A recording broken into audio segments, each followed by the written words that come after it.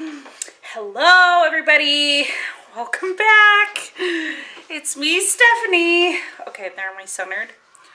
Just please, before this video begins, just ignore all of that crap that's scattered all over the bed.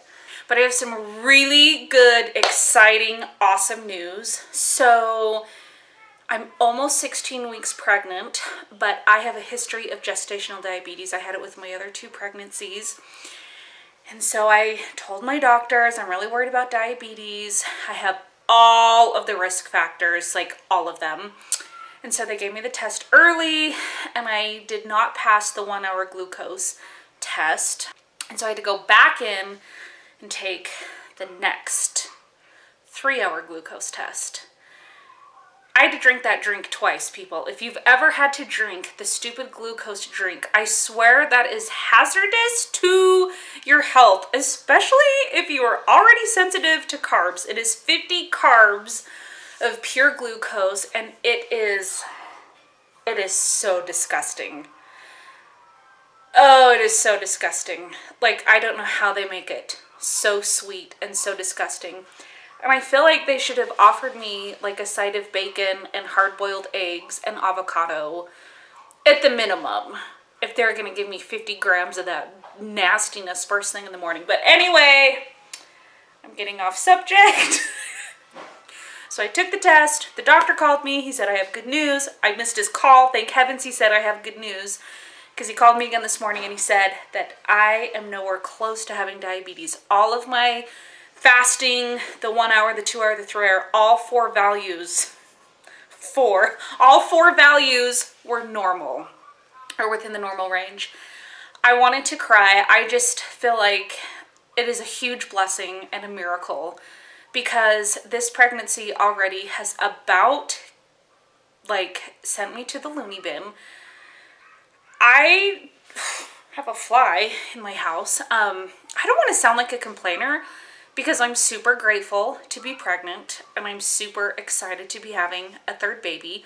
But holy flying crap, I have felt so miserable, so not like myself for this first trimester. And it's only been in the last almost week that I've almost made it a whole week without having nausea, stomach aches, like having to lay down, super tiredness. I've only had to like go take a break like 2 or 3 times in the last week instead of all day every day. So I'm feeling so grateful that I'm feeling better. Like, it got so bad that I sometimes had to have my husband call in sick to work, and I really thought about moving in with my parents just so that they could take care of my kids. They're like 4.5 hours away. And I thought that it might be better if I just like lay in their basement and like make them be my grandma and grandpa nannies. But I didn't want to do that to my parents, although they probably would have been happy to do it. But anyway, so I think I'm out of the worst part so far. I don't have diabetes, so the only other thing that I'm like fingers crossed on is the pubic symphysis dysfunction, the pelvic floor problems. So let me just give you like a tiny insight into what I have gone through. Okay, so first pregnancy, I thought it was just sciatic nerve pain. I thought it was normal to feel like you had like a watermelon and a bowling ball on your lady insides, and so much pain when you walk. I just thought that was normal. So I had the baby. I see my doctor 6 months after. I'm like, oh yeah, I'm still pretty sore, thinking it's just sciatic nerve pain, which is normal in pregnancy. I come back a year later and she's like, girl, you need to be in physical therapy. That is not normal. And 1.5 years after my first baby, I was able to walk with very minimal pain. Then I got pregnant again, and it was even worse. I had to use a walker a lot of the days in my last trimester to walk. There was so much pain. I couldn't sit. It hurt to lay down. I could not get dressed. Like, standing on one foot was unbearable. To get up and like have to use the bathroom, sometimes I would have to crawl. I tried sleeping on the floor. I tried sleeping in a chair. I tried sleeping in a bed.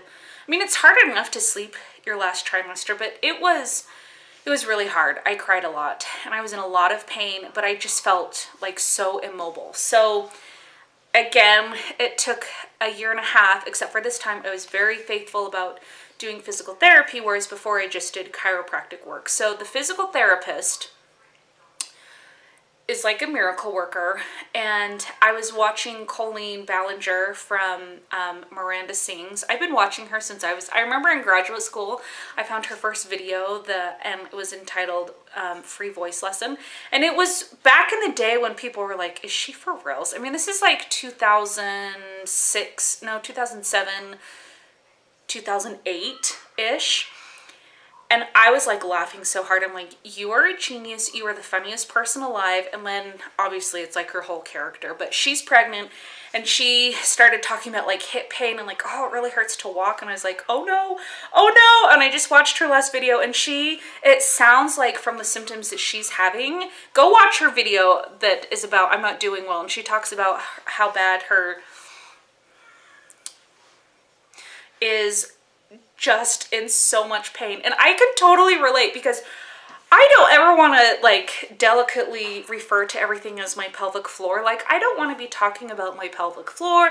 I don't want to be talking about my hips, which is really my gluteus, buttocks area. I don't want to be talking about my actual hips. I don't want to be talking about the sides, like your groin area that kills. My physical therapist, I have been seeing her for almost a year now.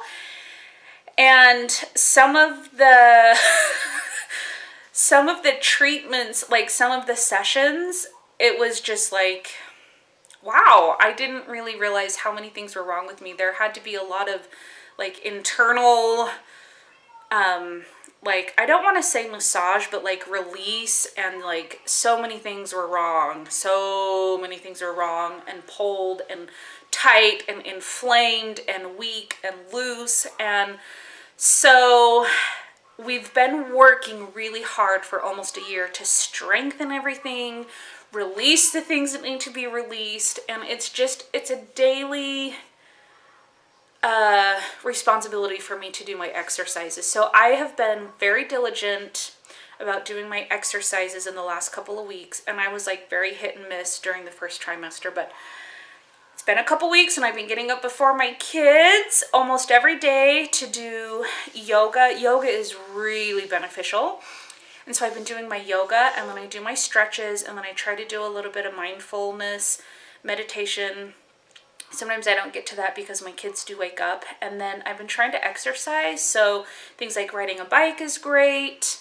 I have a spin bike that I ride. I went to the YMCA and just did some weights in the elliptical. So nothing like crazy, like all very gentle. I tried walking, and walking is always something that like, it's like a chain reaction because I also have like this messed up ligament on one of my toes that connects to the ball of my foot. Also has been like an injury for like 5 years now. I probably need surgery, but I don't want to have it. But anyway, it just like chain reacts into that side of my leg and then up into my hip and then that side of my pelvis pulls, and then things get separated and then I can't walk for a day. So walking is really out. Things like Zumba, like step aerobics, things where I'm on my feet and like moving around, unfortunately, are out. The YMCA decided to like redo their swimming pool, and so their swimming pool has been closed. It will have been closed, I think, for like a month and a half, but it opens up again at the end of September. So I'll get back into my water aerobics class, which is my very favorite way to exercise, and I've just been doing the yoga at home. So that is how I'm doing. I'm almost 16 weeks. I'm finally starting to feel more like myself. I'm finally starting to feel like I can do this, that life has a purpose for me, that life is worth living. And I don't mean to sound dramatic, but it got really bad. I don't think that I have ever experienced such intense depression. And I've heard of some people talk about depression that you get during pregnancy. And I definitely had that, and I'm so glad that I have a doctor and I'm in touch with the right people and I'm on the right medication and the right tools are available to me, and now I'm able to do things like leave my house and exercise and meditate and all that good stuff, and it makes a huge difference for me. So I'm just so grateful that I'm feeling better. Oh, but I do have still a few really strange aversions. I completely have an aversion to all things that smell and that like sit on my skin. So very rarely will I wear makeup unless I feel like I really, really need it, or I'm like too embarrassed to like leave the house. But so things like scented shampoos, I don't like. So like my hair is just mostly a really sad situation. And there's no tolerance for makeup on me right now. And I love makeup. I have loved makeup since I could get into my mother's lipstick. It's just something that I love. And I'm not like overly self-conscious without it, but I do miss like a full face of makeup, even like a half face of makeup. So that's kind of a funny one because I love makeup and like I just cannot, there's something about like the feeling of like makeup on my eyes and my skin that's like I can't cope. I'm just like, get it off, get it off. So I'm still kind of like weirdly sensitive to certain things, but that's it. So whoa, I've been running around with my kids at the park. We just got back. Dinner is on the stove and in the oven, so I'm going to go check on that. But I just wanted to check in real quick and let you know how I'm doing and tell you thank you for all of your kind comments and support along the way. And I will see you in my next video. Bye!